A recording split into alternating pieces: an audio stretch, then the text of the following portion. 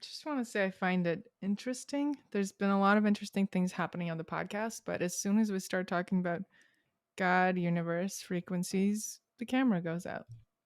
Just noticing, just noticing. Receiving messages.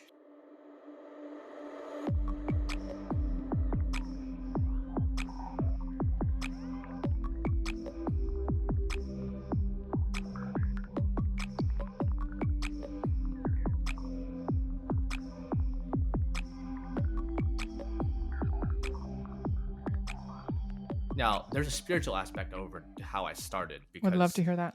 okay, I'll start with it because it really resonates into everything else. I wasn't necessarily so successful from the beginning that I was like, okay, I can just do this. It really wasn't that I was a smash hit and that's how I could hop in. Looking back, it didn't necessarily make a lot of financial sense for me to do what I did.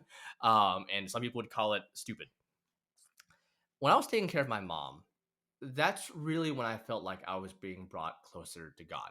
And I'm just going to say it. I know some people are agnostic, atheist. That's fine. This is me. I mean, you can think of it as the universe if you want. And that was when I started praying more often. And I seemed to get a message around late 2019, early 2020. You could say it was exactly January 1st, 2020, because I think that's when it was. I didn't recognize it was New Year's Day. That's when I got it. And how I interpret it is God, the universe, however you want to look at it, told me to give to other people and not expect anything in return. Now, I didn't hear a voice from the sky. I don't want to be sent to an asylum or anything. I didn't hear voices from there. How it seemed was like, let's imagine your body is a guitar, and I have a guitar right here. Imagine that, and then someone strummed a chord, and then that one central note, the key of the song, kind of resonated in me. How that manifests in this in the real world, I guess, is a lot of the podcasts I've been listening to, a lot of the videos I've been watching, a lot of the articles I've been reading, came across this central theme. I'm like, oh, I should just give. Now, it was very important to note that it didn't say, like, I didn't, so it resonated with me and it felt right. That was how I interpreted as it being a message from God and or the universe. Again, not trying to alienate anyone. For me, it was God. It felt like there was a central theme to a lot of the media I'd been consuming. That's why I say it's important, and it resonated within me. Very important to note that it didn't say, give and everything will be okay. Give and you'll be a smash hit. Give and you will, Conditions. you'll have enough money, yeah. And I was taking care of my mom a lot of the time. It didn't even say give and your mom will be healed. And she did pass away in April 2020. But that goes back to the time aspect. The reason why I could only spend 10, 20 minutes a day is because I took care of her full time, 24/7. I went out and bought groceries sometimes. She was in this room right here.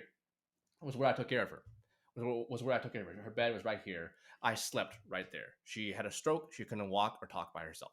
I had to feed her everything. And where I filmed, the famous deck, not famous deck, but the deck that everyone sees is right there. It's where I'm pointing behind the camera. So this is where it was. It didn't say my mom would be healed. It just said to give. I was like, all right, that's what I'll do. So I was kind of doing it before, but my content really became about giving to other people. My camera just went out. We just entered a different frequency. I just want to say I find it interesting. There's been a lot of interesting things happening on the podcast, but as soon as we start talking about God, universe, frequencies, the camera goes out. Just noticing, just noticing. Receiving Just messages. noticing. I'm just going to continue my story because I didn't lose my train of thought for once. I want to show that I made that jump partially because spiritually, I felt such a connection to what I was doing and it felt right. And I don't want to recommend this for anyone else because I don't know if you heard that story. I don't want anyone to make something that doesn't make sense in their life. But for me, I never really felt the fear that it wouldn't work, at least early on. I mean, like there were some days where I'm like, yeah, I feel pressure to create. There's all of that. I still have that. But I didn't have like, oh no, wish I do. I was like, I just felt like I knew the next path. In a video game where it's like you get this little marker. I don't play that many video games, but there's this little marker like, oh, go this way. I'm like, I guess I'll go this way. And then, because I'm alive and because I'm alive, I'm like, well, it seems to be working so far. And I didn't have an income. I wasn't making an income from hybrid calisthenics at the time. I did have a donate link because that was the easiest way to set up a funnel for something. I didn't have anything to sell at the time. I was giving away all this stuff for free, and I wanted to give, but I was like, well, hmm, so so I had a donate link, and there was a time period when I was like, oh, I'm starting to make minimum wage from people who are donating, and I was happy with that. But of course, that died down a little bit. I'm like, so maybe I can sell shirts, and like at the time I had so this is just to give people an idea of what it is. So you don't go through the same thing I did. I was like, well, if people are willing to donate money to me, they're probably much more willing to buy a shirt.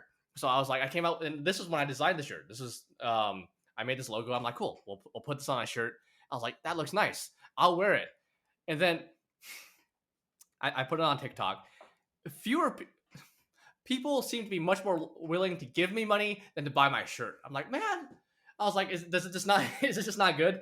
And at the time I had a couple 100,000 followers. I'm like, wow, people who make an income from this need like 1 million followers. Not true. It's like it depends on what you want to give to your audience. Relatively few people needed a shirt, but they're much willing to buy like fitness equipment and stuff. So that's how I started off, and that's really it was donations that really when I first started making an income from it.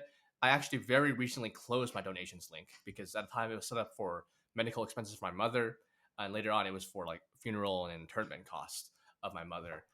Um, but it got to the point where I just felt like I have enough revenue streams set up to where some people come out to me and they're like, I just want to donate to you. I'm like, well, you can buy my gym rings or resistance bands. Like, no, it's like, no, I just want to give you money. So I was like, well, here's a link.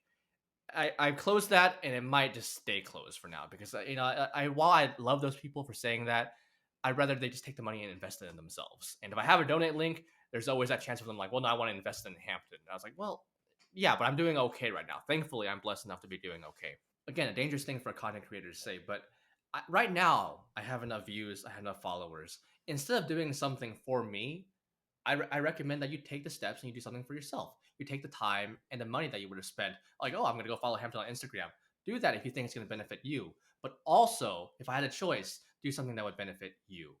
I am going to just, like, you're probably going to, I hope you can see some update from something that I do because I have so many plans from what I'm building now. After I make the routine, which is out, there's going to be an app, which is going to be out. I don't even know. I can't even plug it because I don't know what's going to be called.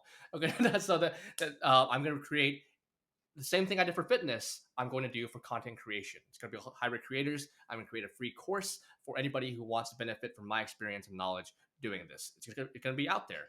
From there, who knows what, right? So like I'm staying excited, and if you listen all the way, I do appreciate that. I love you all.